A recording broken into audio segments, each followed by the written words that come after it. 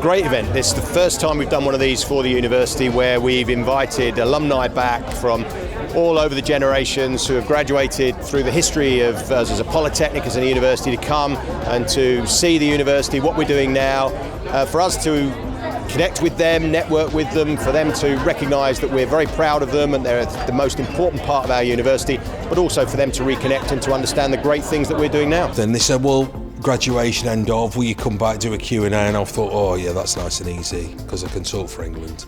And nice to be able to put something back in because of my fellowship. And also because I'm kind of like locally grown, a lot of the reference points I can make, people identify with.